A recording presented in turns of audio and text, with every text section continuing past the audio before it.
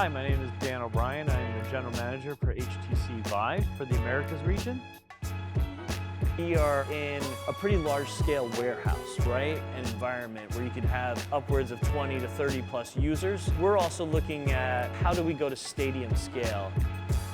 You know, we really love this environment and this center here in Windsor, Essex. And what they've done here is probably a really good blueprint for future training centers to be deployed around Canada and very likely around the world. And bringing this type of innovation that was initially started in the entertainment industry, but now how can we use it in automotive and other manufacturing areas to really bring innovation and help an economic growth area. So it's really a turnkey solution for these large-scale environments, and it only gets bigger from here.